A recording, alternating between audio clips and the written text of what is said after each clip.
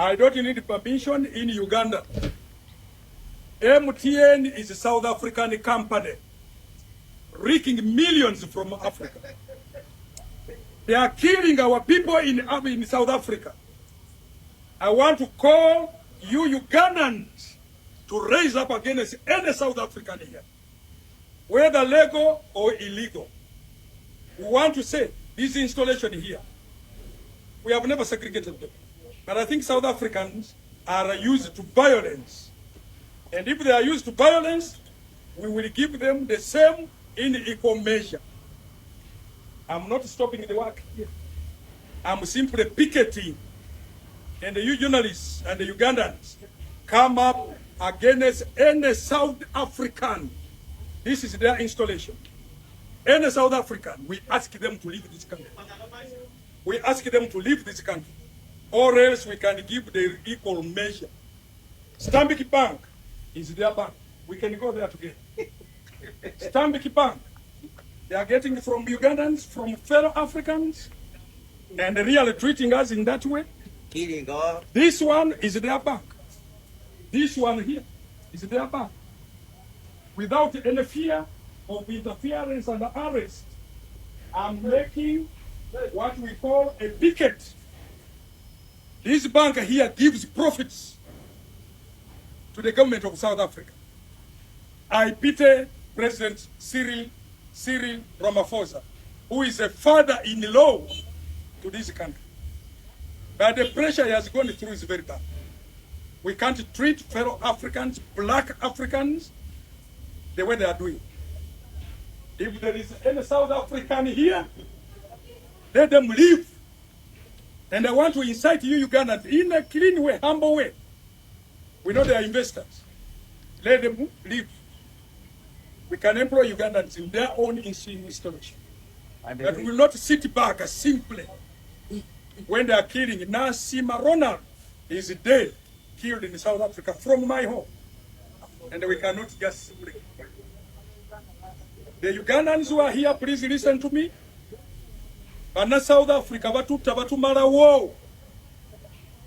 Wachife tuleke ebyabwe ne bakolera wano. Tetwagala muno ba South Africans balekera abana Uganda bakole emirimu. Mwebale nnyo. Honorable Rasta nsobola okutegeera obulumi bwo ku lw'ebigenda mu maaso mu maserengeta ga Africa. Engeri bannaffe gye bayisibwamu baddugavu bannaabwe bannansi b'ensi eyo. Ne munnange tebibeera bityo. Sitaani buli lwasaza akabiriiti, ekigendererwa kye kibeera kyakubeerako ne byayonoona. Naye weewuunya ogugwe gubeera gwa kusaza ate mmwe mwennyini baayagala okwonoonera mmwe museesaamu. But at the end of the day, bino byayagala mwonoone tebiyamba ye. Ate bibeera biyamba mmwe. Era buli lwakuba eŋŋoma n'ositoka n'ozina, kimusanyusa nnyo era obeera omuwadde obuwanguzi kubanga obeera tomuwakanyizza. Ekiruma sitaani kwe kugamba nti situka n'osigala ng'otudde. Kwe kugamba nti tambula n'osigala ng'oyimiridde. Oba kwe kugamba nti yimirira n'osigala ng'otambula. Gwe sooka weebuuze bwe tukola tutyo nga bannaffe abeeri bwe bakoze. Ani gwe tubeera tuwadde obuwanguzi? Sitaani eyakuliyetinze olutalo luno. But at the end of the day bye tugenda okwonoona bibeera tebiyamba ye. Bibeera biyamba ffe. Era ensonga lwaki ayagala tubyonoone twayuuye. Kubanga okulya kwaffe kubeera kumuluma. MTN nga kampani ekozesa baani? Bannayuganda. Stanbic nga company ekozesa baani? Bannayuganda. Sitaani bw'aba yagobye baganda baffe South Africa nga n'abaasigaddeyo bali mu mayumba tebamanyi kye bazzaako nga n'ekyokulya tebakirina, ng'abaakomyewo tebamanyi we bagenda kutandikira kubanga n'ekyokukola tebakirina. Tetugenda kumukkiriza ate kufulumya abakozi mu MTN ate abaaliyambye bali abaasigadde eri era abaalikozesezza bano abaakomyewo ewaka. Situgenda creatinga ba jobless balala olw'okubanga sitaani bwate we yakiseetinze yakumye omuliro gw'oluyiira naffe ne tugweseesezaamu. Bwe babanga abakozi mu MTN ebitundu ebimu bya bannayuganda era ng'emirimu egisinga yagiwa bannayuganda, nga ne sitaani biika ey'e Uganda ng'abakozi abasingamu bannayuganda naye babanga abasingamu si bannayuganda naye nga mulimu bannayuganda, situgenda kwetemera muti kwe tutudde olw'okubanga twagala okuwoolera. Waliwo enjawulo wakati w'okuwoolera n'okweyonoonera.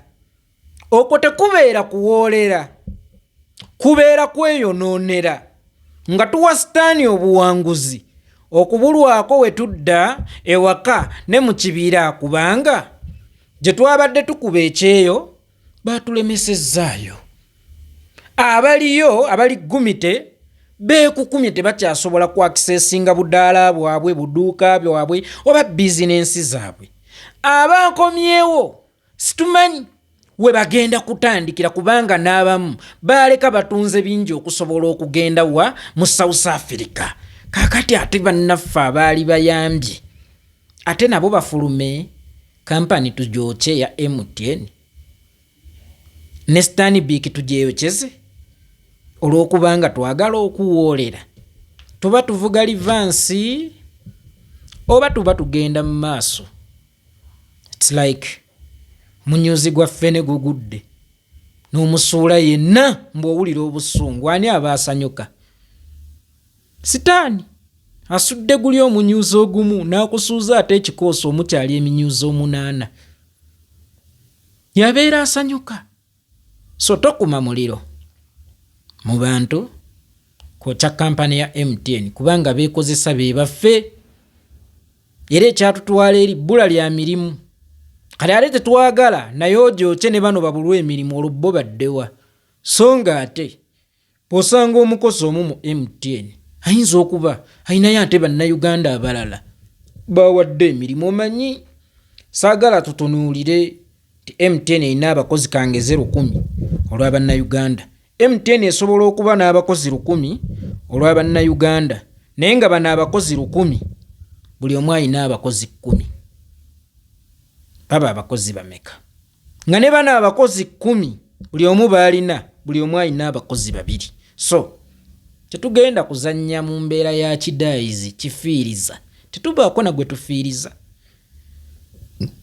Ffe nnyini ffe tuba twefiiriza era sitaani eyatembye bannaffe bali baddugavu bannaffe obeera omuwadde obuwanguzi abeera agikubye n'ozina kuba kino kyennyini kyayagala kwonoona byaffe. Golowooza bali abaafulumye South Africa oba batulugunye South Africa baani abayonoona ebyabwe? Bo bennyini aba South Africa be boonoona ebyabwe kubanga ssente be bantu. Buli lwogoba abantu ng'obagoba lwakukola obeera ogoba ssente, obeera ogoba misolo. Gwe wennyini gwe abayeeyonoonera singa baalimu amagezi ekyo baakakikolera emirundi emeka. Lwaki tekikyukamu? Lwaki buli we bagoba embeera yeeyongera kubeera waasi? Economy etambulira mu bantu. Buli lwe weegobako abantu oba ogoba economy oba ogoba ssente. Kati ffe nnyini tetugenda kwegobera ssente mu mbeera ya ffenna tubifiirwe. Tugobe MTN naffe twokye MTN oyo aba ffenna tubifiirwe. Actually ezo ndowooza z'ababuyabuya zaali badde zammwe abayivu. Ezo ziba ndowooza z'ababuyabuya, ziba ndowooza z'abatategeera. Oyo kye MTN lwaki tetwokya Parliament gwe mwokola? Lwaki tulina kwokya kintu ekikozesa bannayuganda? Lwaki tulina kwokya Stanbic Bank ekozesa bannayuganda? Singa ndeeta suggestion titwokye MTN, I mean twokye Parliament kubanga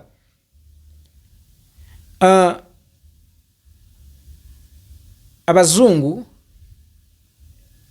bakubako kuba speaker sanctions oba abakungu abamu sanction mwe lwaki temwokya embase zaabwe? Lwaki temwokya ebitebe byabwe ababeera bakubye abakungu sanctions? Lwaki temwokya ebitebe byabwe? Lwaki temwokya bambasada? Lwaki ffe tulina okwokya MTN ekozesa bannayuganda? Lwaki tulina okwokya Stanbic Bank ekozesa bannayuganda?